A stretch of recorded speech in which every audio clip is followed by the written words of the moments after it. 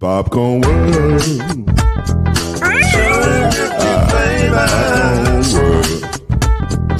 Popcorn World. Yeah.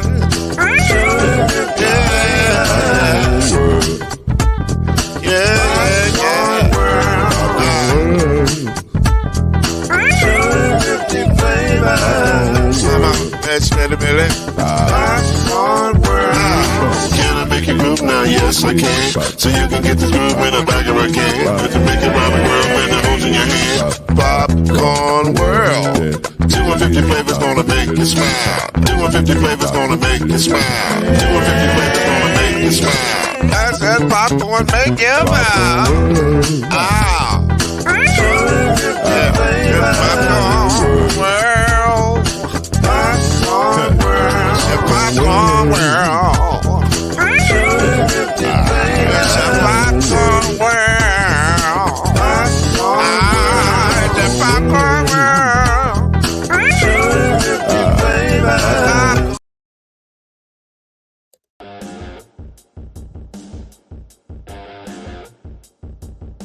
Well, the last of the major pro sports leagues is off and rolling, and college basketball is ready to go as well. So you know what time it is. It's Bet Online time, y'all. And Bet Online remains your top spot for all your live betting action and content. What's up, y'all? It's your man, Lloyd Spencer. Listen, NFL, college football, UFC, NHL, all are in full swing, and Bet Online is your number one source for wagering news, odds, trends, and predictions. All the hoops betting action, along with every sport available at your fingertips, with both desktop and mobile access at any time. So head to the betonline.ag website, BetOnline today, and remember to use your promo code BLEAV, BLEAV, for your 50% welcome bonus on your first deposit. BetOnline is where the game starts. I better get on over there, Mike.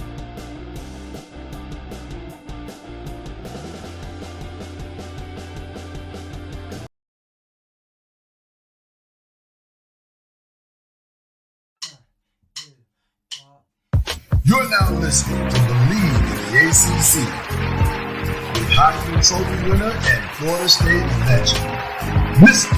Charlie Ward, Wave 3 TV, and Fern Creek Hall of Famer, Kendrick Haskins, and Mr. Talking Noise himself, and of course, Mama Noise's name, Lloyd Spence. And now, it's time for BLEAV in the ACC.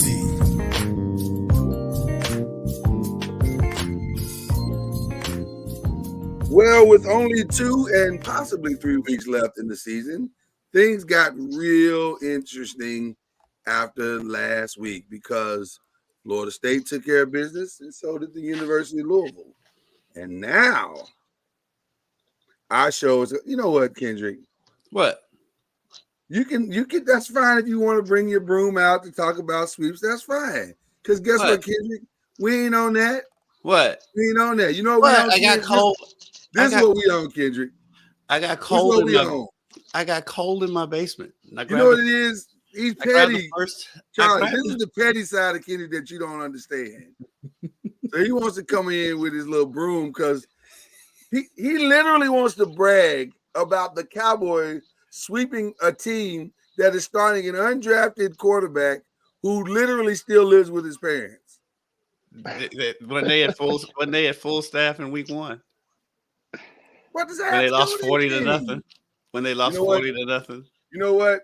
The combined score of the 2 games was 89-17. Hey Kendrick, you know what? I'm gonna let you have it. I got cold. It got cold. I'm in the basement. You know I'm in the basement. I got totally cold. Okay. You know why? I got cold. I understand, bro. And then we're cleaning up around here. You know what? It's almost Thanksgiving, so we cleaning up around the house. I just happen to have a Charlie. I'll talk to you. Charlie, have you seen the movie Groundhog's Day? You know how the guy keeps reliving the same thing every year? Kendrick and I do this every year.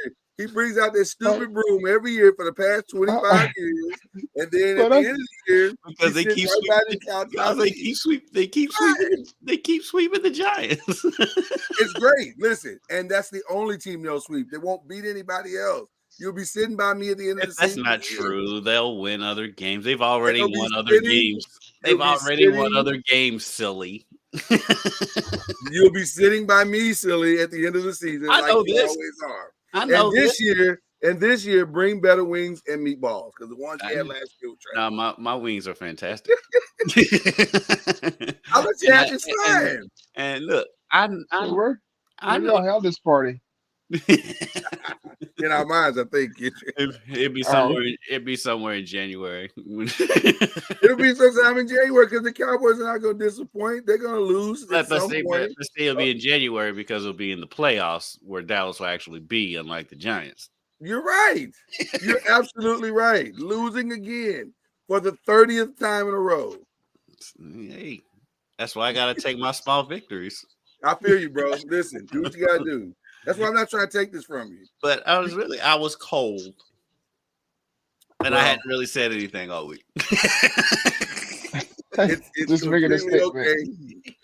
I'm not on that. I've told you repeatedly, we are on Texas Rangers business right now until further otherwise. Honestly, that's part of the reason why I did it, because you was out of control last week. I'm gonna be out of control for the next 3-4 months. I was just telling you. Lord. I'm literally planning a birthday party surrounded around the Texas Rangers. What are you talking about? So there you go. All right. We're sorry, Charlie, that you had to be a part of any of that. Because we have much more important things going on in the ACC. I'm glad I couldn't hear any of that. Like the Louisville Cardinals and the Florida State Seminoles, who are playing course. Best football at the right time. The collision course. It does feel like a collision course at this point. I turned to both my esteemed colleagues and asked them both, what do you guys, coming out of last weekend, what do you guys feel about this possible inevitability? Louisville with 2 ways to get in, win outright against Miami, or a North Carolina loss. Either way, they're in. Even it's easier if they do go ahead and just win on Saturday, right? Because after that, it gets so convoluted. I mean, pretty much a lot has to happen for them not to make it, but college football is nuts, and so anything could happen. So they would do themselves a solid by just going ahead and winning the game on Saturday. Okay. Yeah, I mean, that's what you would like to see. Unfortunately, it's going to be a tough one. Yes, it is. You know, Miami, to me, of course, their defense is solid, and you know they're a good football team. Unfortunately, they've lost some games. One that they shouldn't have lost. And then the other ones that they've lost, the other 3, I think were on the road pretty much. Mm-hmm. And so it'll be interesting to see how it all shakes out. With Van Dyke, not sure what's going on with him. He started out really, really well early on, and then all of a sudden, it seems like he can't get right or do what he needs to do to help in. Well, to borrow a line from the great Charlie Ward, I hope this ain't the week he figures it out. Right. Yeah, I don't, to be honest with you, Charlie, I was stunned. I don't keep up with their week-to-week news like that. And I was kind of stunned when he wasn't in there. And I said, well, is he injured? Is he hurt? They're like, no, we just need something else. And to their credit, the kid was playing decent. He wasn't horrible. He wasn't great, but he wasn't horrible. And he was making it an interesting game, and then the bottom fell out. Poor kid. I guess he broke his arm. Is that what happened? Yeah, he broke it. He broke it. So he was. He was okay. No, I mean, I never felt threatened by him. Right. So once we got to a point where the game was, it was close. Yeah. And then we took a 14-point lead. He was making like a certain type of throw. So the only throws that he was making were some deep throws. Everything else was really, I mean, he missed some throws, guys wide open. But I never felt threatened by him. And then once we shut down the running game, I thought we were in the driver's seat for sure. Yeah. So then they went back to Van Dyke, and you immediately saw why. Oh, that's why they're sitting. Yeah, because he gave them nothing. And to be fair, they'd already snatched the confidence out of his chest. So I don't know what he had left to give, because he came in like a quarterback who wasn't supposed to be there. And so I don't know. It's interesting because Florida State may have done Louisville a favor. And you hate to say it that way, but by the kid not being available this week, the backup who did be moved to the starter role, not being backup, it's probably more advantageous for Louisville to play against Van Dyke than it is the other kid. I don't know. If Louisville can get some pressure on Van Dyke, yeah. But the thing is, and U of L's defensive front has been great all year, but they're going up against the best offensive line they've seen all season. Miami's offensive line, both lines for Miami are really, really talented. That's why it's so surprising that Miami's had its struggles. And I guess I don't want to put it all on a kid, but I mean, the quarterback play has been so inconsistent. I think that's their biggest problem. But up front, I mean, Miami can compete with just about anybody. They kept them in the game last Saturday against Florida State. Yeah. Defensive line, their line play is solid. Both sides. I thought their defense is what kept the game close. I thought it was too. Yeah. Because offensively, if you take away any of their big plays, I mean, that's essentially what it was. I mean, first half was their run game, hidden, popping big. And then the second half, it was mainly, like big throws, big play that kept them in the game, but kept the offense moving. But defensively is where, they were able to keep the game close. So, like I said, it was an interesting game. And then coming out of another interesting game on Thursday, the whole game was I don't know how to describe that Virginia game, honestly. Weird. It was all over the place. It was all over the place. And then, to me, the strangest part of the game, honestly, was the 5 minutes after Virginia got its final score. Because it was like in the third quarter, because Jack Plummer started having an out-of-body experience, and he just started doing really, really ridiculous stuff. And you're going, why are you doing that? Like, why are you rushing? Why are you throwing it? What are you doing? Are you okay? And I hate this. This is going to sound, I'm telling you in advance, Charlie, this is going to sound terrible, but I don't think I'm wrong. If the injury had not occurred, I'm not sure U of L recovers, because that time that it took to get the young man off the field, it kind of calmed Louisville down, and then it sent Virginia into a whole other mind space. And when they came back on the field, they looked like two totally different teams. And so it's an unfortunate circumstance, obviously, but it may have been, and this is a horrible thing to say about a horrible situation, but it may have been kind of that blessing in disguise. So I don't know. It was a very strange game. Very strange game. Yeah. But they scored on the play. No, they scored on that play. I'm saying once that play happened and the young man Jones went out of the game, and it took so long to kind of resolve that, Louisville finally, when they came back in, they just calmed down. Everything just kind of calmed all the way back down. And then they hit those two big plays, and the defense kind of settled back in. Everybody was just kind of, they found a way to kind of capture the game. But it was just, before that, it was a little helter-skelter for a minute there. It was, they hit those two big plays. Yeah. And that was it. I mean, Plummer Well, did but hit, he hit the long well. pass. Like he set him up well. He didn't. It wasn't just those. I don't think, because if you go back and look at the play-by-play, he hits a couple little dinks, the normal Jack Plummer stuff. A few little dinks here, dinks there, and softened up the defense, and then he hit the 2 plays. Well, he hit the 1 play. The other play was Isaac Garendo. Well, Isaac did all of that. Isaac did all of that. Yeah, he was amazing. He's so funny because they had Garendo in the Monday press conference, and they were talking because he's a big guy, and so I mean, and he's thought of as a power back, but like he's like. I ran track in high school. He's like, he was a sprinter. He's like he ran the 100 and 200 and 4x100.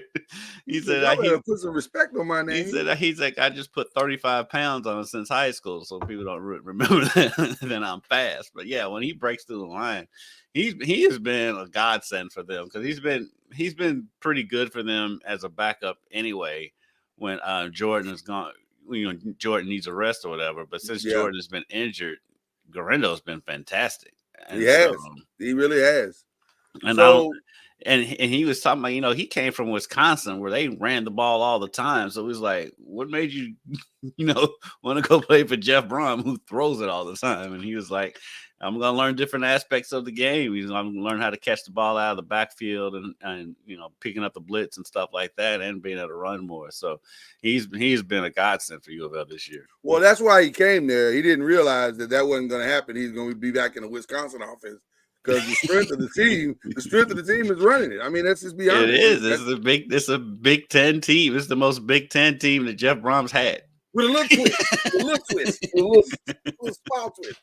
So, guys, we have ourselves it appears a title race. Like everybody just got to Louisville's got to take care of their business. Florida State is in, but we got ourselves possibly a game here. I'll ask the team that's in, Charlie. Who would you prefer to face, Louisville or North Carolina? What does it matter? At this point, it doesn't matter because they're both good teams. They both have strengths, just like every team has strengths and weaknesses.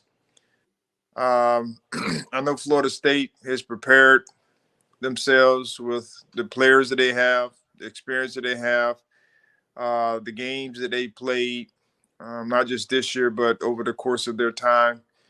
And so they're prepared to play in this type of game.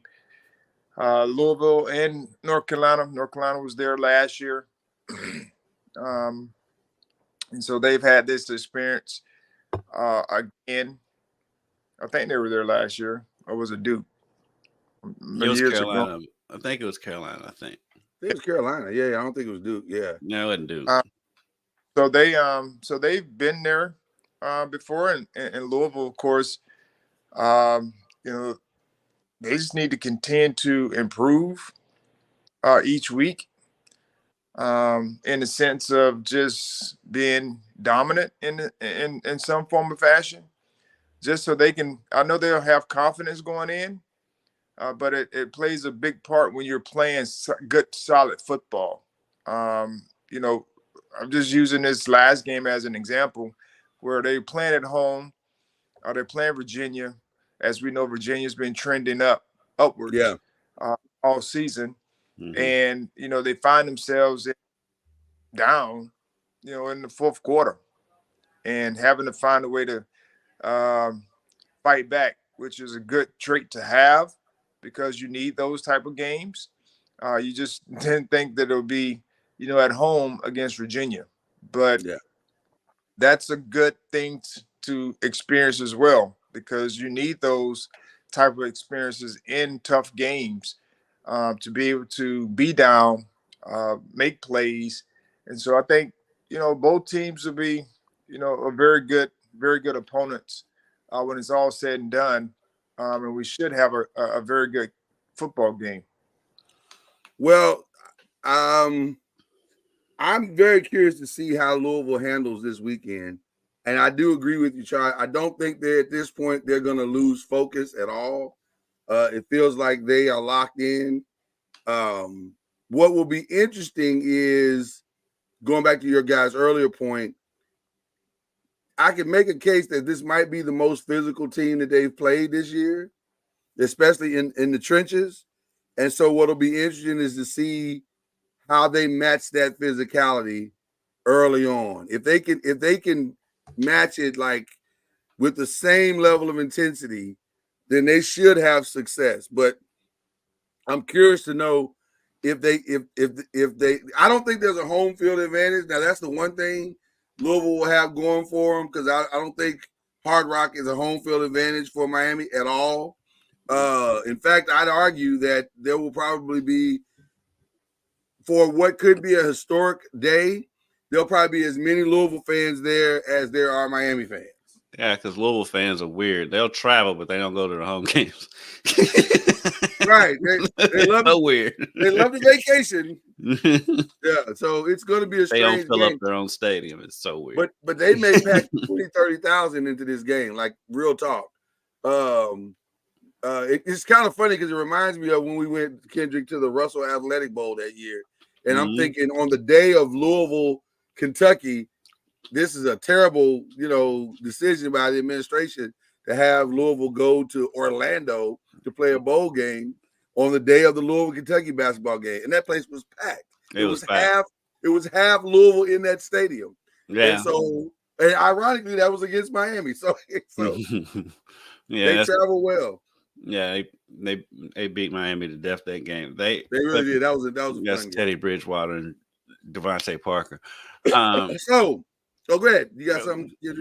No, I was going to add more to the game that we were talking about. I didn't think absolutely. Go ahead. To the records, that shows that you're 8 games back. But I didn't think you'd want to show that. I took a lot of risks last week. Most of them did not pay off. No, but now U of L, they've never won at Miami, and so that's huge too. They're 0-6. I think is the record. 0-6 all time at Miami. They've had some classics down there. They've had some duds down there. Last time they played down there, they got blown off the field, and so it's a huge win. I mean, it's a huge game for them. And I said, Jeff Brown put it right on. He's like, these next 2 games against Miami and against Kentucky are the 2 most talented teams they've played all season. That's not a knock on anybody else, but it's just true. Right. Outside of Notre Dame. And so they need to get healthy more than anything. They need Jordan and they need Thrash to come back. And so if they can get them back, it'll be okay. Huh? They've been in and out. They played a little bit in both games, but not enough. To be honest with you, Louisville has kind of caught a break in both games. They've needed them in both games, but people have stepped up enough to where they didn't have to have them. And it worked out perfectly. Like you said earlier, Garendo has basically become the 1A to Jawan's 1. Yeah. And the young kid that caught the touchdown Saturday, I can't Huggins, Bruce. Yeah, he stepped up his game tremendously. So they're trying to not overwork. And I know what they're doing. They're saying we need them for this Kentucky game more than any other game, because the Kentucky game, if they win this game this week, the Kentucky game not only becomes a game to where they beat their rival, but it's the final off chance that you might possibly, chaos may reign today and they could possibly sneak into something greater. If nothing less, sneak into a greater New Year's Bowl 6, New Year's 6 Bowl, whatever, however we say that. I think but chaos could reign today as well. I mean, it could. I think. I don't think it will, but right. I think they're at least going to the Orange Bowl, unless something wacky happens, and wacky happens, and like it's also what I wanted to talk about too, was how confident are we in Florida State maintaining that 4 spot in the playoff, even if they win out? Because it kind of feels like if Washington wins out, they're going to have a good spot. Washington might leapfrog Florida State, and then Washington's in a good spot. U of L knock U of L out of the Orange Bowl, and so how are we feeling about that? I'll say this before Charlie goes. I think Florida State has to blow their next two opponents completely out the water. Like those games can't be close anymore. Like this is the time where Florida State's everything's got to click, and I'm sure it's going to click this weekend. But a dominant win against Florida would probably keep them solidly in place. But any type of leakage, whatsoever, I think Washington is in prime position to, because this game this weekend that they play against Washington is playing Oregon State, I think it's Oregon State. State. That's on the road, which they have proven all season long. They play well on the road. So if they get another top 25 win on the road, and Florida State has another kind, I don't call it a squeaker, but it's just not a visually dominant win. The college football team committee has proven that they only value the number on the win side. They don't value what the other number. So Florida could win 24-7, and it's dominant on the defensive side. They don't care if it doesn't say 40-something to 7. It's not a dominant win to them. So, thoughts, Charlie Ward. It would be baffling to me if there's a one loss, because there's going to be one loss team in the top 4. I mean, there's going to be one, because you think about who's in the top 4 and who they're going to have to play within these next few weeks. They're playing each other in some form or fashion. Yeah. So, you talk about Washington, Oregon. You talk about Bama, Georgia. And then you got Ohio State, Michigan. I mean, those teams are playing each other. And so there's going to be one loss, or potentially be no losses for those teams that have 0 losses, which will clear up the whole picture. Right. But I don't see a team that hasn't lost and they played some quality opponents just like the other ones in there that's in the top 4 or 5 sitting home, out of the college football playoffs. Now they've done some crazier things, so I wouldn't put it past them, but that would be one for the ages, which is possible. There's always a first, but that would be one for the ages for a team that has 0 losses in a Power 5, sitting home from the CFP with the team that has 1 loss in the mix. So that would set a different type of precedent, and it would definitely, it would be different. I'll just say that. Well, but let me just go ahead, John. I think, from a Florida State standpoint, the wins that we're having doesn't seem like you say 24-7 against Pitt. That's defensive, that's defensive dominance. That's dominant. And offensively, of course, we struggled, but Pitt is a tough deal because you're dealing with the elements, a lot of other things you're having to deal with. But we found a way to win that game 24-7. To me, that's a sign of versatility from your team. When your offense is not clicking on all cylinders, the defense is the one that steps up. But they've been stepping up all year, pretty much. And everybody's having those kinds of games. That's the part that really throws me off. But there's a sneaky thing that the committee did that I want us to pay attention to as well. You notice that in the top 10, Missouri, who's a 2-loss team, jumped Louisville. I noticed that. And I said, and in my mind, that is to protect SEC teams. So if Georgia were to somehow lose that Alabama game, the quality of that Missouri win is still very strong. So there's a possibility that win or lose in the SEC championship game, Georgia doesn't go anywhere. It's Alabama that reaps the benefits of that win or loss or whatever. Because again, like I say every year, that's when at the end of the season, the TV show is going to kick in at some point. And then what do we know is going to drive the ratings? So go ahead. How does Alabama get in and with the same record with Texas? Listen, you and I are on the same page with that. I don't think Alabama, to me, should have a path.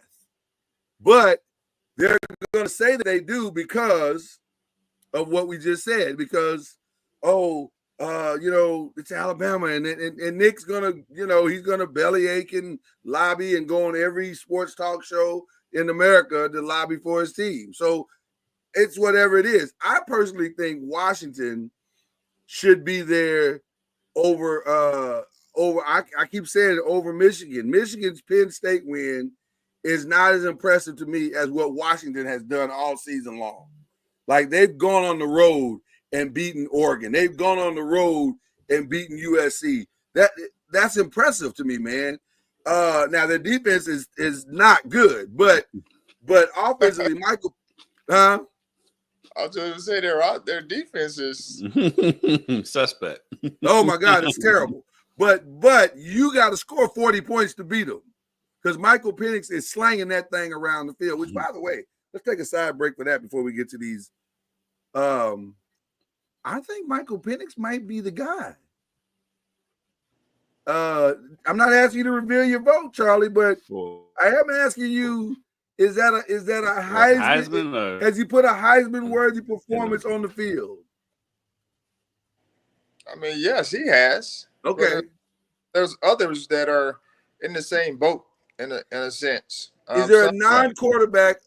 Maybe Marvin Harrison may get one out of respect for what he's done. Other than that, is there another non-quarterback that has put something on the field to make it to New York? Non-quarterback? Well, non-quarterback. Because at this point, I feel like it's going to be Penix, Nix, Harrison. I don't think Harrison's going to be there. Huh? I don't think Harrison's going to be there. He might. Yeah. He might. He has a good game against Michigan. Yeah, and his numbers, right? He could dominate if he dominates in that. If he dominates Michigan, maybe, but yeah, just like right now, because they were so bad offensively at the beginning of the season, I don't think he makes it. But outside, but Georgia's tight end would have been there if he didn't get hurt. He had to got hurt. I think Bowser would have absolutely been there. I think this might be Michael Penix to lose at this point. Like he's kind of separated himself. And the best part about him is that he's gone head to head with pretty much everybody not named Drake May that would have been a contender, and he did his thing. You gotta put Jaden Daniels in there. I think Jaden Daniels got to go in there. I agree, 100%. I mean that guy has great numbers, and just think against Alabama. I mean, he gets hurt. He gets hurt against Alabama, and the game went sideways for them. You could argue Jaden Daniels has single-handedly kept that entire season afloat. Yeah. Their defense is not good. No, it's not good. It's not good at all. And it's amazing to see so many traditionally defensive strong teams this year not be very good. LSU, that's usually not their weakness, but they are not good. I'll ask Charlie, is this more of a knock on defenses, or is this a credit to these offenses, these new innovative offenses and these offensive coordinators? Because we are seeing stuff we've never seen before, like more and more wide receivers lining up in the backfield, tight ends getting more involved in the offensive play calling and stuff like that. Is it that, or is it something else, Charlie?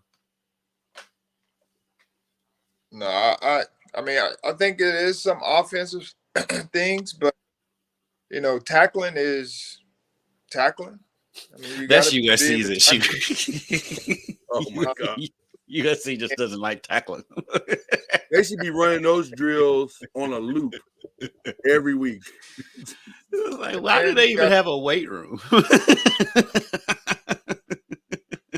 got to be able to cover guys. Like you got to know who you're covering, and you those types of things. And then in the run game, you got to have your run fits where everyone's taking their lane and not two guys in the same gap.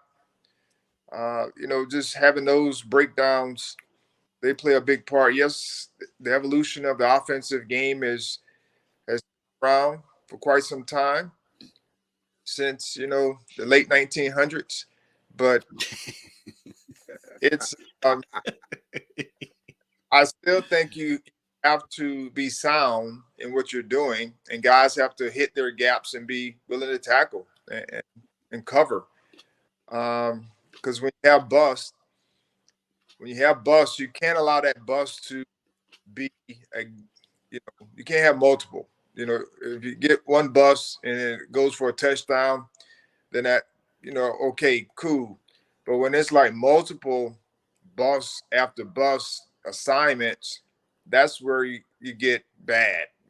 And you look at the offense, be like, hey, this is a good day for us because they can't stop us.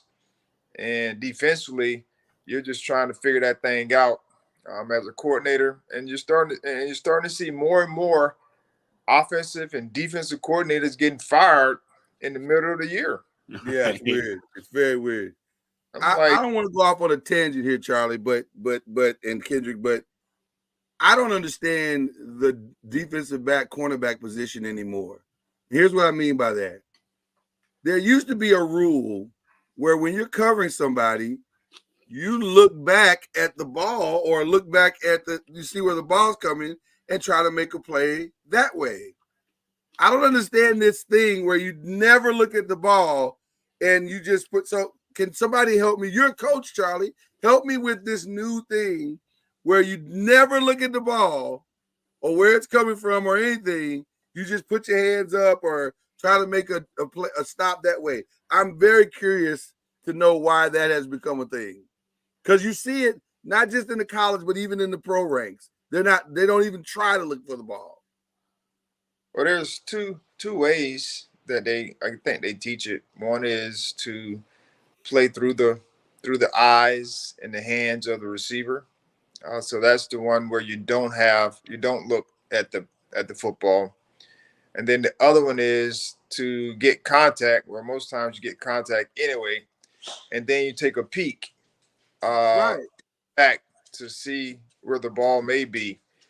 And so those are the two techniques that a lot of coaches are coaching today. I think it's been taught that way for quite some time, but it's more so just two different types of technique.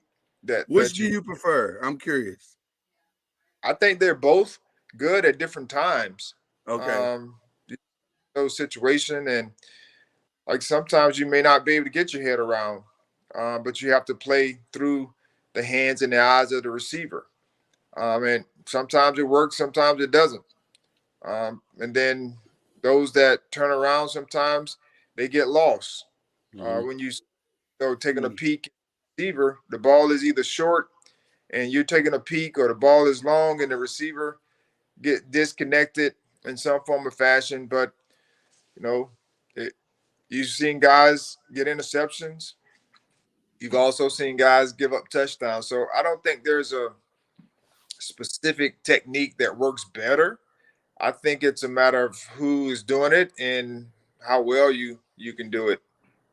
I think sometimes the DB is just beat, so he's just getting his hands up. I would say most of the time you see guys get a PI call. Is what you get. It's I don't know. It's just a weird thing. It's better to get a PI call than give up 6. Well, for sure in college, the PI call is not as damaging as it is in the NFL, where it's at the spot of the ball, where it's literally a play. Just run down there and throw the ball up and try to draw a PI.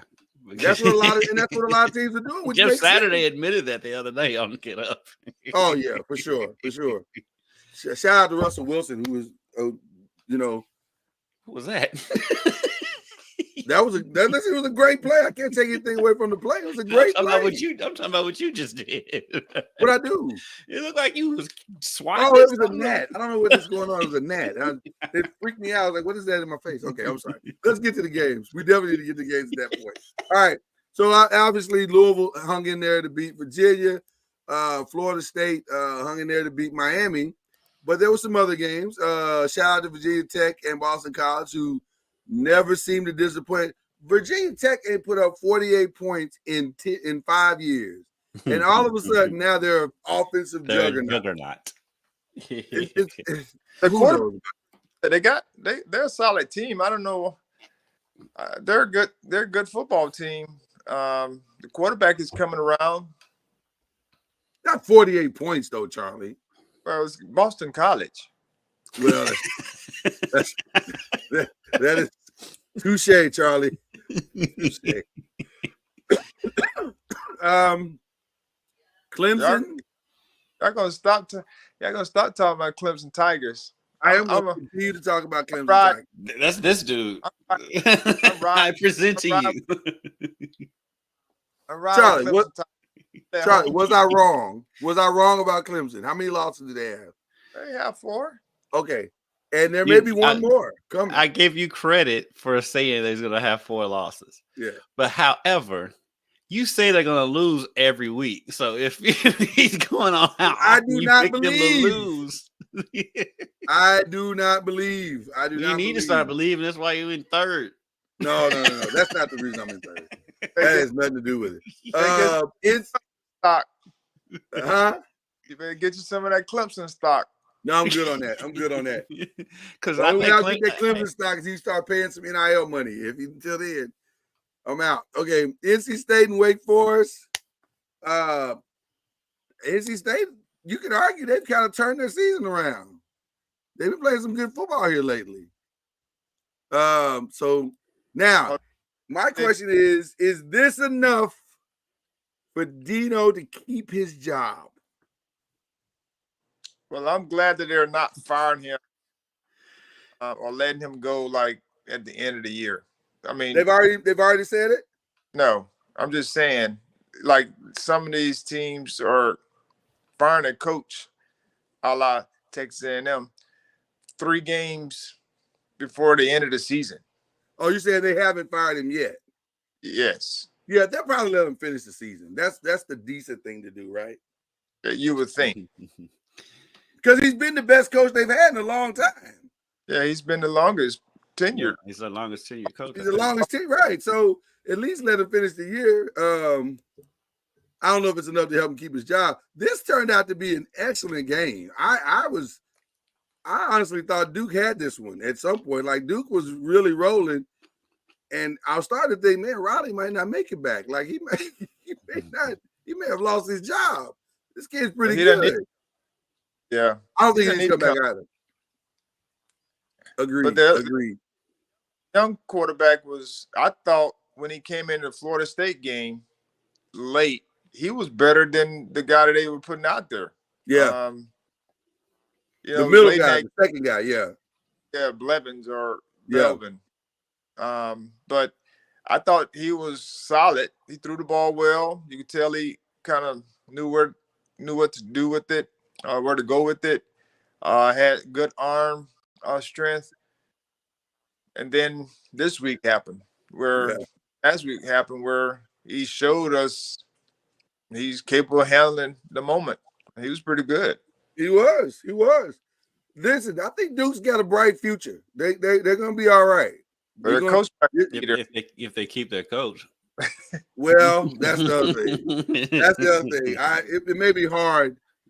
It's going to be hard to keep. It's going to be hard to hold on to him at this point because if he can do that at Duke with all those restrictions, he's going to do well somewhere else. And I believe in one pick, Michigan, no surprise, in beating Penn State. Washington did what they do. They beat Utah. This game, I was a little surprised by this. I thought Ole Miss would have been a little more competitive, but they were not. Georgia's Georgian. Georgia is Georgian. And then in consistent fashion, USC and Oregon, USC, like we've said all season, they just can't stop anybody. So why start stopping people now? You know, They did hold them to 36. I said they did hold them to 36 points. Listen, for USC, that's progress. Right.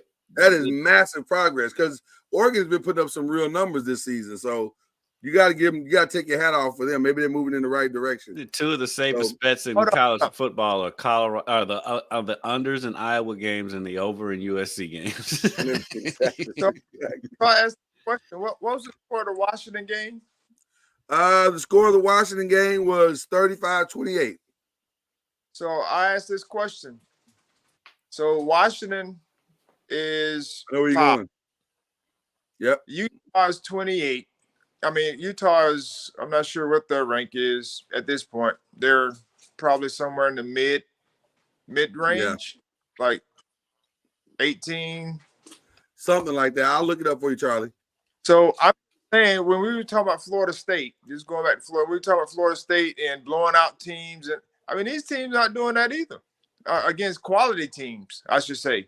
Yeah. So, yes, you're going to have your close games and you're going to have your blowouts, meaning there will be games like this weekend, North Alabama. Yes, if the game is close, Florida State against North Alabama, then yes, I would say right.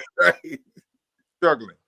Yeah. But even against Florida, where it's a rivalry game on the road, the game could potentially be one very similar to like it was Miami.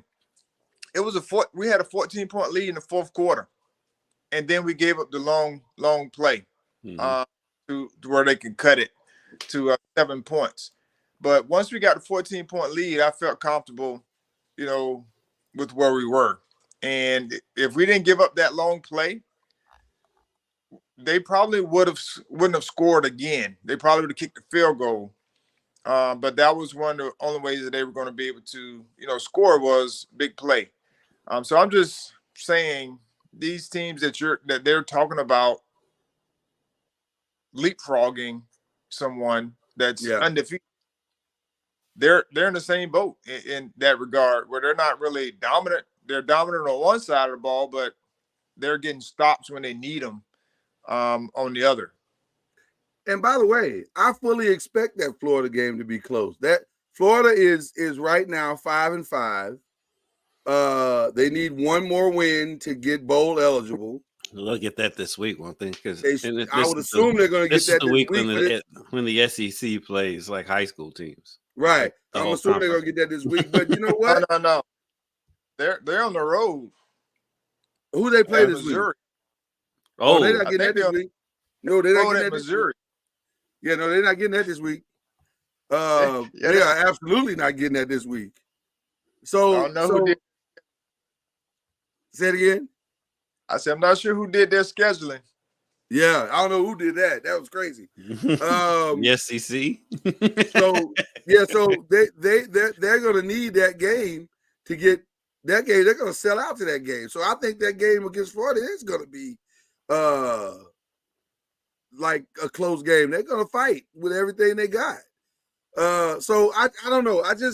The way the committee values certain conferences so much more than others is a little unnerving sometimes. The committee values the SEC and the Big Ten. That's it. I don't know why I don't know why they value the Big Ten so much outside of Ohio State. That conference is, it's unwatchable. And then that Michigan Penn State game, they may as well had on leather helmets. Michigan ran the ball 35 straight plays. It was unbelievable. You know what it is, and this is not going to be popular. Get that off my screen. You know what this is, and this is not going to be popular preaching, but it's probably not wrong. You got to get some younger, fresher eyes in those committee playoff rooms. And I think sometimes when you have old traditional eyes, you come with old traditional values and thought processes. And so you get old traditional results. That assessment can be made about a lot of things. That is very true. That is very, very true. But I think it's time to put some fresh blood in that room so that you can get, because the reality is there's no way you can not watch Washington and say what they have done is not better than anything Ohio State and Michigan has done this season. It's just, I'm sorry. And with all due respect to Ohio State, I'm not saying they're not a good team. I'm saying I see Ohio State putting up consistent 40-point games against quality top 25 teams. Because their offense has been so up and down because quarterback play has been inconsistent. So the eye test has got to count for something, doesn't it? You would think. Ohio State? Yeah. I don't think Ohio State's the second best team in the country. And then Michigan doesn't play a ranked opponent until what week was it? Week 10 last week? Right. I'm like, I don't but that's because and not even not ranked opponents. I mean, they played the bottom of the Big Ten the whole time too. I mean, they didn't play Iowa. And to hear people say the way that they're just dominating, of course are we not? Are we all blind? What is this? You know, this feels like the emperor who wore no clothes. Like the dude is naked, and you're all trying to say he's wearing clothes. No, they're just beating bad teams. That's not impressive. They'll put the Big Ten up there all the time. They'll put the SEC. They're gonna put the SEC up there every time. And it's, to me, I mean, I don't know how you can make the argument that the Pac-12 is not the best conference this year, but they will make that. They will make that argument. They might put it ahead of the Big Ten, but they're not going to. God forbid they put it ahead of the SEC. I'll say this: the SEC don't do that. I'll say this: the SEC has been better this year than it's been in past years. They've got at least a few better teams. A little bit. Do they? Well, a little bit. Outside of Alabama and Georgia, and maybe I guess you can throw Missouri a bone. You throw Missouri in there, and Ole Miss and LSU. Ole Miss is Ole Miss. Ole Miss is they'll have a good record, but when it comes to actually beating good teams, they never do. Right. Right. That's the only bad part about it. So Tennessee is Tennessee, and then the rest of the conference. I mean. But I don't think those teams are better than right. I agree with you. Yeah. All right, here we go. Week 12 games, people. We got Boston College, Auburn's terrible, and Pitt, or as what we or Charlie, as what Kendrick and I start calling them, the game. Who's watching this? I'd say, well, people in Boston might watch it if there's nothing else to do. Like if they get a snowstorm, there is something. Like if they get a snowstorm, and then the city calls in and says, "Hey, everybody's on emergency, stay home." They'll go sledding. There's something else to do, especially in those cities. Right, true. It's probably true. Who you going with, Charlie? I'm gonna go with Pitt because they're playing at home. Right. I'll go with them because they're playing on that asphalt in their football stadium. I think we'll all sweep on that one. Let's see here. We got Duke and Virginia. This is a tough one. I hate that for Virginia. They just keep running into. No, I'm gonna go with Virginia because they're playing at home. I think they've been trending upwards all season, been getting better. And last week, I thought they didn't hurt themselves in that realm. They were in the game late and gave up two long touchdowns, to lose it. And Duke, of course, is playing well with their new quarterback. They were on the road last week. So be interested to see, but I think I'm gonna go with Virginia. Okay. This game's hard. You got the two freshman quarterbacks competing against each other. Yeah, and I was super impressed with Virginia's quarterback against Louisville. He's pretty good. Yeah, he's got some speed on him. That dude's fast. He's pretty good. Yeah. Matter of fact, that was their whole running game. And that's also like, why wasn't he starting before the season? That's a whole other conversation. That's a whole other. Because I was certainly thinking, Tony, what have you been doing, bro? Like, this dude is clearly better than what you've been running out there all season long. Okay. And this is a hard one for me. I think I'm gonna go out on a limb and go. And, I don't think it's that much of a limb. I'm gonna go out with Duke though. I'm gonna go with Duke in this game. They Yeah, I went with Duke. I just like Duke's defense, but it's not a lock. No, it's not a lock at all. Not a lock. I can see it going to. I can see Charlie taking the lead. Absolutely. By the way, Notre Dame is still playing football, guys, and despite what many might feel, this week they're going to do it against Wake Forest. That should be no problem. Yeah. Notre Dame. Yeah, Notre Dame. All right. It gets real interesting this weekend. This is an interesting one. Gets real interesting. North Carolina. I know where Charlie's going. It's not interesting for me. I'm going Clemson at home. I'm buying some stock right now. I may have to sell it after the season, but right now they're playing good, solid football. Buy low, sell high, huh? As long as Shipley's playing, that gives them the two-headed monster running game, and they're on a coach got them playing at a different level, mentality-wise, because he's fired up and he hears all the noise from everybody else, and the players hear it as well. So that's why they're playing inspired football. Is Florida State their only home loss this season? Has all the rest of their losses been on the road? Yes. Yeah, they're not losing 2 games at home. I think this is the game. What time is this game? Is this a 3:30 game? I already know.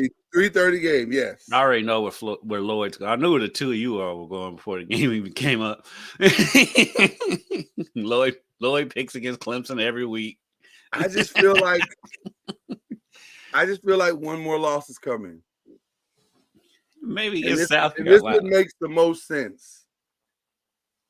Nothing has made sense. This one makes the most sense. I'm going with Clemson at home. They're playing well. North Carolina's defense is still North Carolina's defense. Oh, yeah.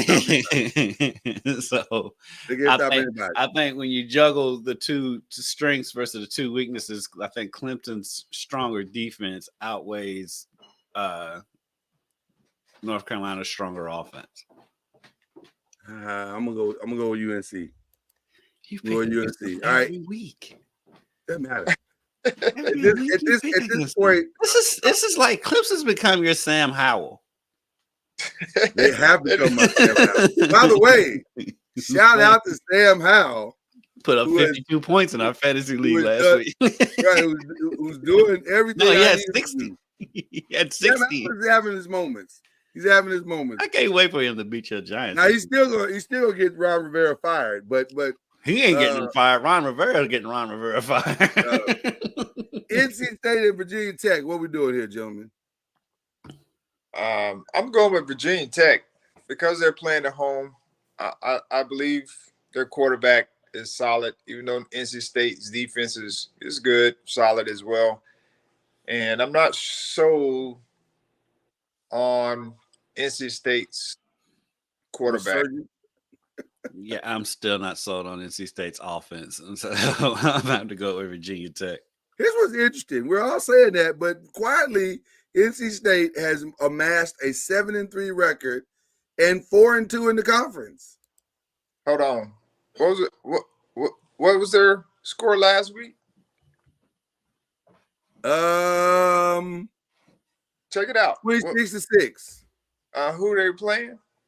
They play Wake Forest. Okay, there you go. But this is coming on the heels of beating Miami 20-6 and beating Clemson 24-17. They're on a 3-game winning streak. How many points did they score? That's details, Charlie. They have not scored over 26 points in any of those wins, but they are wins. They're going on the road to play a team that just scored 48 points, even though Boston College. But to your same statement, it is Boston College, though. But I don't think NC State could put up 48 against Boston College. They may not have to. That's my point. Like, if there's any kind of defense that's solid, they're gonna struggle. Okay, so you going Virginia Tech. I'm assuming Kendrick is going to join you because he can't afford not to at this point because you guys are tied. I already go against him on one of my picks. I'm just going Virginia Tech because they're at home and I don't trust NC State's offense. All right, well, then I have the luxury to go in NC State. You've got the luxury to do whatever you want. I can do whatever I want at this point. Right. I can do whatever I want at this point. Season is closing. Syracuse and Georgia Tech. Wow. I'm going with Georgia Tech. We got to go with you don't have to do Dino like that. They've been up and down all year, but Syracuse has been down. Syracuse has been the most consistent. Y'all don't have to do Dino like that. He's already about to lose his job, and we're going to kick dirt on the man. Hey, Georgia Tech, you don't know what you're going to get either. Wouldn't be surprised. Honestly, wouldn't be surprised if Syracuse won. I'm assuming you both going Georgia Tech, right? Yes. I'm going to go Syracuse, if only to just throw a little solidarity toward the brothers. Yeah, okay. That's the only reason. Louisville and Miami. This is a tough one. Huh? I'll say this is a tough one. I'm not 100% set on Van Dyke. I just don't know what you're going to get with him. They got a lot of good weapons on offense, but he makes some good throws and then he throws 3 interceptions. Mm-hmm. And doesn't function, but their defense is solid. So I'm gonna go with Miami. Oh, okay. I think it'll be a good game. What are you doing here? Be interested to see how Jake Plummer handles Miami's defense. I think we're gonna get a turnover filled game between two very inconsistent quarterbacks going against two stout defenses. Okay. I'm gonna give Louisville the edge because I believe a little bit more in their run game with Garendo and Jordan, especially if Jordan is healthy. And so, I'm going with U of L. It's going to be a close game. It's going to be a good game. But I do think that when they've gone up against stout fronts in the past this season, like against Notre Dame and against Duke, the line has stepped up in those games. And granted, both of those games are at home. We'll see how it goes on a neutral field. This will be at home too. I'm going to go with Louisville. I do wonder, though, how the weather's going to affect them. It's going to be 85 degrees in Miami on Saturday. Oh, wow. Hadn't been 85 degrees around here. Now, it hasn't been cold, but it hasn't been 85 degrees and humid since October. And so there's no way you can prepare for that. Tell you guys to hydrate. You gotta drink water. How often do we see college kids cramping up because they don't hydrate? So I'm gonna go Louisville in this game. I say they win by a field goal, even though their field goal kicker is kind of hit and miss. When Louisville beat Notre Dame and even the other games they've won that were big games, you want to call them that. The one thing I think that was the Notre Dame was the one I keyed on. It felt like Jeff kind of shrunk the playbook for Jack and said, I don't need you to hit every play, especially not every big play.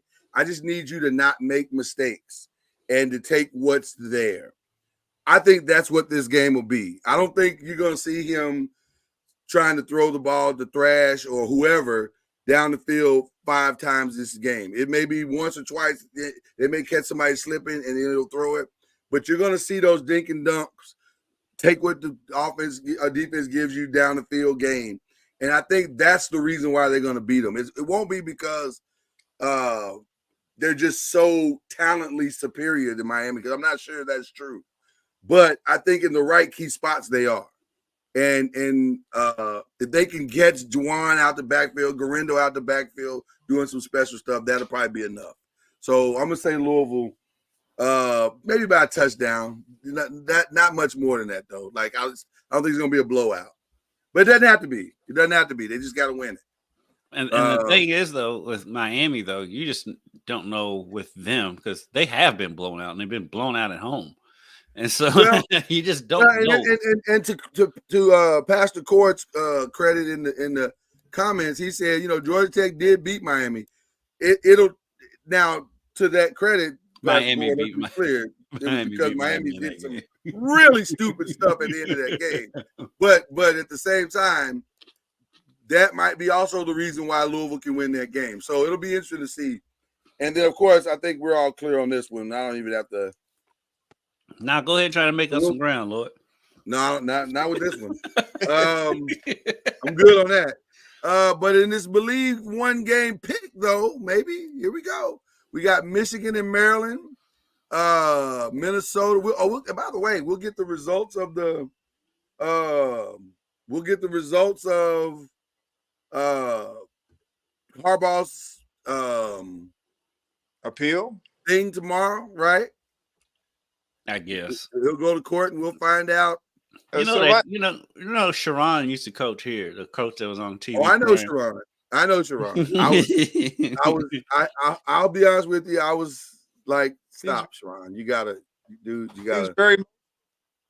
He was overly emotional, in my opinion. Like, come on, the man be emotional. He can listen. He can do whatever he wants. I'm just saying that Charlie's saying that in his Charlie way. Hey. He's laughing too, but he's just it's okay for him to do it. Just know that, just like Jordan, when you're emotional, that meme lives on in perpetuity. But it's okay to be emotional. Okay. Feeling emotional. Yeah, I see what you're doing there, Charlie Ward. His head coach is at home watching his the head game. Coach wasn't even at home. His head coach was down the street in the hotel. Was in a hotel around the corner eating filet mignon while they watched the game. He was at the stadium. He was there. He was probably downstairs in the basement somewhere. Minnesota, Ohio State is an interesting one. Oklahoma, BYU, Georgia. We got Georgia, Tennessee in the final game of choice. Washington and Oregon State. I'm gonna say something about this Minnesota, Ohio State. Not necessarily saying I'm gonna pick it yet, but it's an interesting one because Minnesota. Every year since that new coach has been in, I forget his name, and I apologize to him. No disrespect to him. Is that Fleck? Yeah, it's Fleck. Yes. Every year since he's been there, he steals one game a season that he should not be winning. He should not even be in that game, and he steals it every year. I'm just saying. Well, he hasn't stolen one yet this year. It's not going to be this year. But why wouldn't it? If ever there was a game to steal, this would be the game. Go ahead and pick. Well, I ain't there yet. Let's see how this I ain't there yet. But I'm not saying I won't. I'm just saying he has stolen a game. If you go back and look the last 3 years, he has stolen a game from somebody who was a contender every year since he's been there. I'm going with Michigan. So with that being said, those are your choices, Charlie. Who are you going Michigan, with? No brainer. Michigan at Maryland. They're still riding the emotional wave of. I think this is closer together. Like all this drama. I do agree with that. Their poor persecuted coach. So a team that doesn't throw the ball, which as a quarterback, I'm like, come on, man. But especially when your quarterback was a Heisman Trophy candidate 2 weeks ago. Yeah. For all this stuff started. I'm like, that's a statement. Like, we're gonna ram this down your throat type of deal. I just think they have a chip on their shoulder, especially at this point, and they're playing a team, Maryland, that's been struggling pretty much all year. They've been up and down. But I think they'll get after them. Their defense is solid, really, really good, actually. And then they're gonna just grind you. I mean, that's who they are. I mean, they're up for the O-line award every year because they have offensive linemen that are huge, and they have backs that is running downhill, and then they have a quarterback now that can throw and run. Is Corum a first round back? I don't know about first round. I don't Not think first he's a round. first. I don't think. No. That's what I said when I watched him this past weekend. I was like, it's good, but I mean, everybody's good behind that offensive line. I mean, That offensive line is sure tremendous, matters. and he's going against Penn State that never wins. That's the Ole Miss of the Big Ten. They never Yeah, win. they big don't. They games. can't win either. Okay. All right. I was just curious. You guys' thoughts on that one. Kenny, which way you going, man? Let's scroll through the games real quick. Minnesota, Ohio State still out there. Oklahoma, BYU. You're all over that. You're all over that Minnesota Ohio State game. I'm gonna let you have that one. I have not said that I'm taking that game yet. Georgia, Tennessee, and then Washington, Oregon State. I'll take. Shout out to DJ Uiagalelei too. Changed the narrative on his. Hit the button. No, it was totally unnecessary. That was it.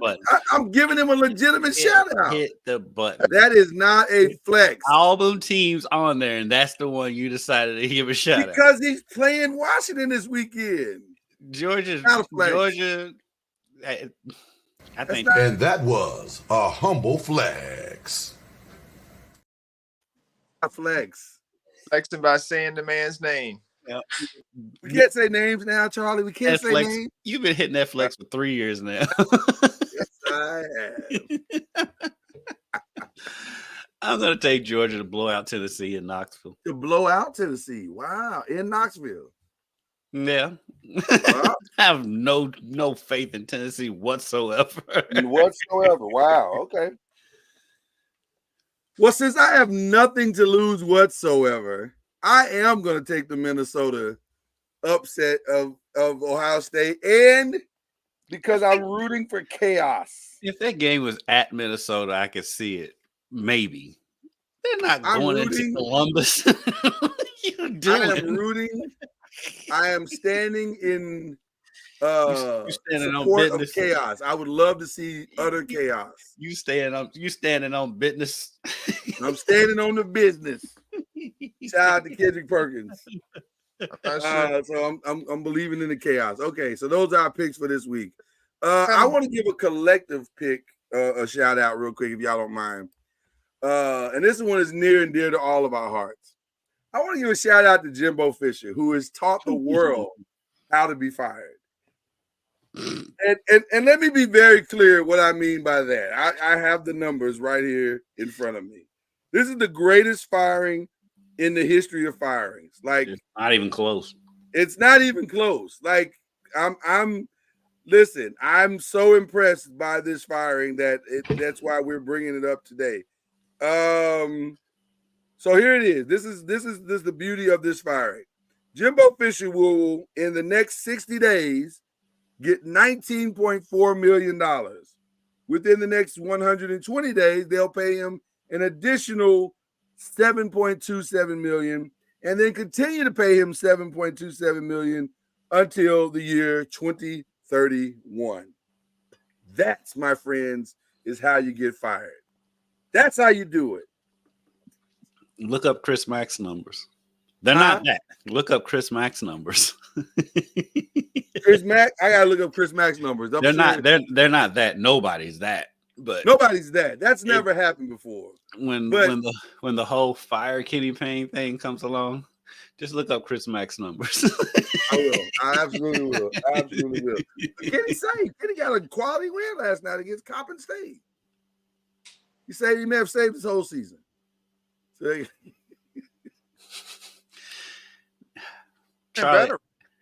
Charlie, I think your high school team could have put up a better fight than Coppin State did yesterday. Wow. The shade. The sad part about it, real quick, is like, yeah, Louisville won 61-41, but if you really look at it, Coppin State got a lot better looks at the basket than Louisville did. They just couldn't make them because they're just They're just not a very good team, but they executed their stuff way better than Louisville executed theirs. It's just they weren't very good. That's hard to say about a team that lost by 20, but and only scored 41 points. Right. Right. Wow. But their execution was a lot better. Wow. Well, again, Charlie, you are familiar with Jimbo. It's good to see him land on his feet, but do you think he's going? Huh? It was a home run hire. Do you? Well, for him, it was for sure. I mean, they really knocked it out of the park. For him, it was absolutely a home run hire. Do you think he'll coach anywhere else? I'm sure he will. Why? I'm sure he will too, but why? I would be so done. You won't see me no more. That's what we say from the outside looking in, on the streets. But most times when you're in that situation, I mean, you go and find other jobs because you want to stay in the game. Because he may want to go somewhere and be a play caller. That's a different role. I don't think that'll happen because of just ego. But there are other schools out there that's looking at head coaches. And so he may feel like he got a raw deal, which, I mean, the man got fired after beating the team 48 to whatever it was. 50, didn't they? I think they scored 50 in there. 1-10, wasn't it? Yeah, after a great win. I mean, they fired him after a great win. I've never heard. So I'm like, that was already pre-planned or predetermined. Oh yeah, they met Thursday.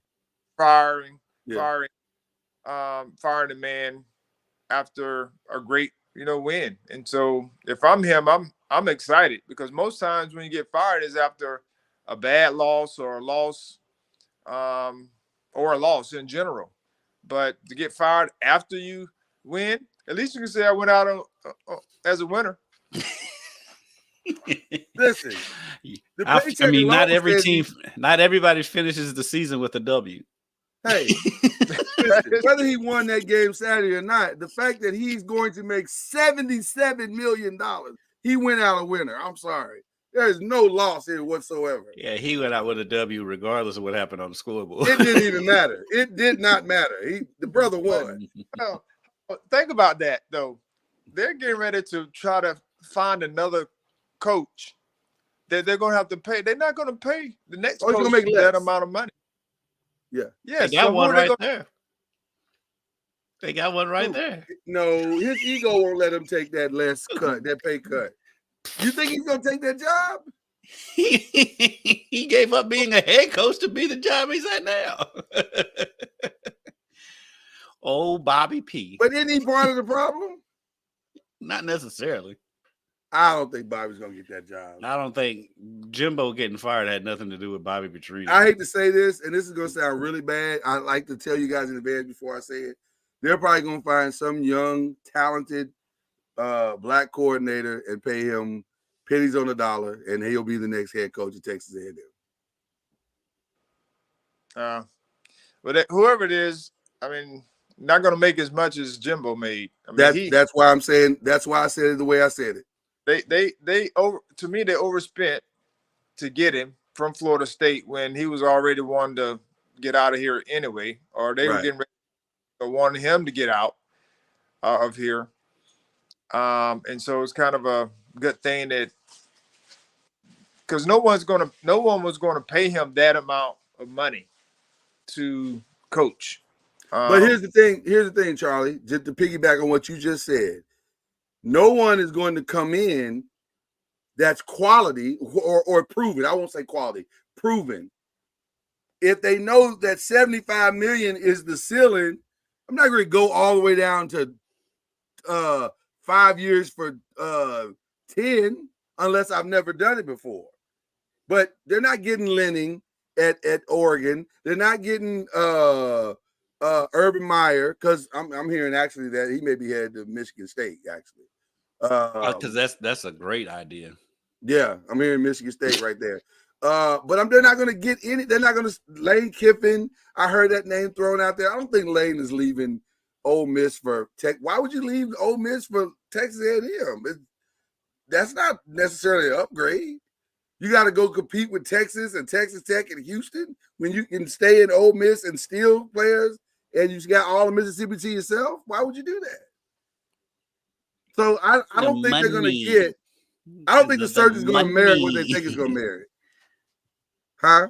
Because of the money. Yeah, Well, they're going to have. But that's my point. They're going to have to write another big check. And do you want to be paying two guys in excess of $125 million? Obviously, they have no problems with it. If they paid off Jimbo.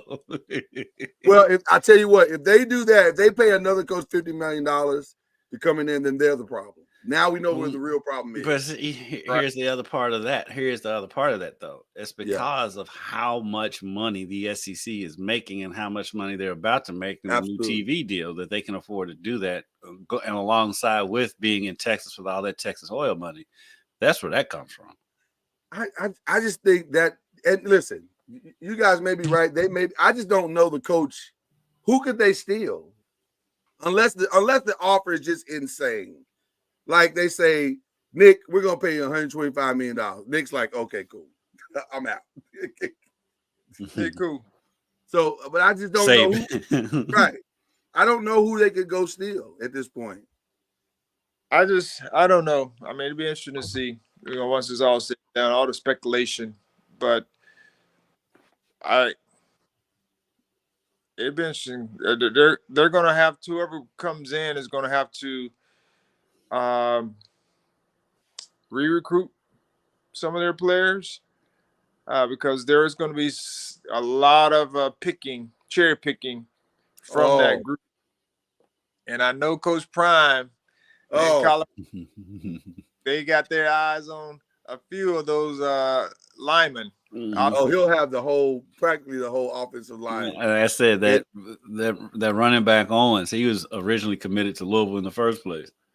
He may be recommitted here coming up here soon. So it's gonna be interesting to see how this all unfolds. But Texas A&M, people are gonna start backing up their shopping carts up there like it's Sam's. You ain't lying. Who you guys shouting out this week? I'm gonna shout out my Lady Seminoles basketball team. They beat Tennessee this past win. Real good win. Mm-hmm. I was blessed to be able to watch it in person, so it was really, really good for Coach Brooke, who just had surgery like a week ago or so. Oh wow! But she was actually on the sideline coaching them up, which was, to me, I'm not sure, it was impressive, but hopefully she's fine. But it was a great win. And we play Florida tomorrow. Actually, it's a doubleheader. The men and the women play Florida back-to-back in Gainesville this year. So looking forward to seeing how they continue to progress. And the men have been playing well. Of course, they've been playing, some teams. But in the past, we've seen them struggle. Actually lost some games last year to the teams that they played so far. So it's off to a good start for both the men and women's basketball team here at Florida State. So I'm shouting out Coach Brooke and the lady team for beating Tennessee. College women's basketball is off to an amazing start. It has been nothing short of outstanding.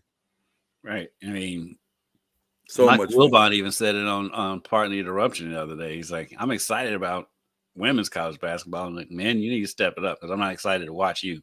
I'm not. If we're being honest, I'm not. The women are bringing it. Who was that just played the other day? Iowa and Virginia Tech. That was a heck of a game. Oh my goodness! The showcase men's games haven't been bad. I mean, they've been pretty good. Tuesday was I get too carried away. Yeah, Tuesday was good. No, Tuesday was good. And the Duke Arizona game on Friday? That game was good too. There's been some good men's games. But all the way across the board, the women have been outstanding. The women have been. Let's And be clear. part of it too is like they've had more marquee matchups so far than the men have. But They have. They but absolutely have. the men's games have been great. That Kentucky Kansas game was great. Yeah. My shout out is a kind of a tongue in cheek shout out. When there's something you've been wanting to do for years and it's obvious, and you finally see that smidgen of light to do it, and you pounce on it and you choke it out on TV. Shout out to Draymond Green.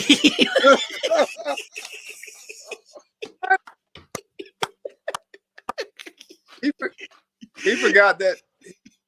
He forgot that he was at the NBA. He really did. He really did. Because he was like, Poor yes. Gobert. Yeah, but poor Gobert had He nothing hates to do Gobert. with nothing. He hates him. Gobert had nothing to do with nothing. He was just in the vicinity of Clay, and here comes. I ain't gonna say Draymond. that. I ain't gonna say that. He was. I mean, he may have had it. He was not causing any kind of harm to Klay Thompson. I ain't gonna say that. And here comes the junkyard dog. I don't know what he was gonna do. Let me just say that. Because in real time, when Rudy you slow it wasn't down, gonna it do looks like he was anything. innocent. Rudy wasn't When going you to slow do it down, it anything. looks like he's innocent. We're talking about Rudy Gobert. He wasn't going Well, to do anything.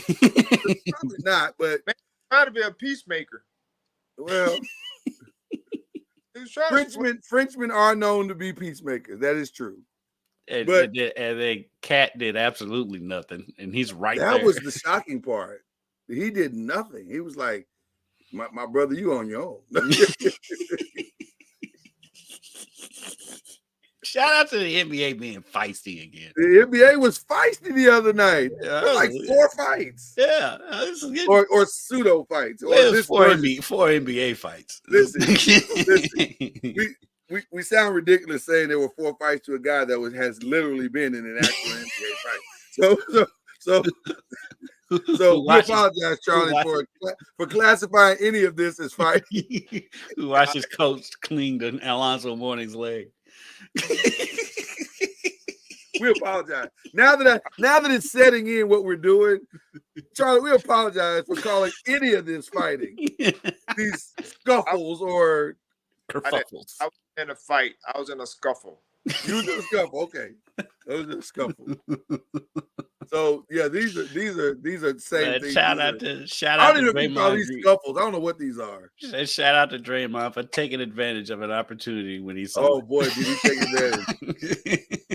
He earned that 5 days vacation. It should have been more than that for all the stuff he's been doing this year. Well, yeah, he's also a feisty move for some reason. I don't understand, but maybe he just wants to spend more time with his kids. I don't know, but That commercial is cute. it is beautiful. Yeah. What's that, Charlie? I said, "Is Draymond Green like?" Yeah. All right, people. This has been so much fun, as it always is. Should be an interesting weekend this weekend. And let's see if Louisville can close the deal. And then we got ourselves an ACC title game. They really don't even have to win, because I mean, if Clemson beats North Carolina, they get in anyway. Yeah. I think there's a whole lot of weird math that Virginia Tech still has an outside shot, but I think it's pretty much. I think it's Louisville's to lose at this point. Yeah. They control just their own win, destiny. and you don't have to worry about it. Yeah, you win, it's over. It's game. So, all right, people. Appreciate y'all. Shout out to the rewatch and love everybody. We'll be back next week. Do it all over again. Kendrick Haskins, Lloyd Spence, and the great scuffle master himself, Charlie Ward. King of the kerfuffle. King of the kerfuffle. I forgot. You've been. I stopped it, Charlie. I stopped it. Go ahead. Oh, I forgot. I need to shout out my man Jameis Winston. Jameis getting his jersey retired this weekend. Oh, he is? The 10th year of the 2013 national championship. So Oh, wow. I guess it has been 10 years. Wow. Wow, yeah. Congrats. One of the best college quarterbacks ever. I agree. He was one of the best, for sure. And he's one of the most watchable quarterbacks in the NFL right now, because you don't know what Jameis is going to do. I tell you what. I think Jameis, much like RG3, when his career is over in the NFL, I think he's gonna make a ton of money in somebody's broadcast booth. He's just got a Or- watchable quality. Or stand-up comedy. Or stand-up comedy. He could go that route as well. One or the other. He's got a career in front of the camera. James is hilarious. He's a funny guy. He's a funny guy. All right, people. Now we're closing. You guys have a good week. You've been listening to Believe in the ACC with Charlie Ward, Lloyd Spence, and Kendrick Haskins. Please like, follow, subscribe, and share from the Noisemakers page on Facebook and on YouTube. And you can also listen to us on Spotify, Apple Music, iTunes, and wherever podcasts can be heard.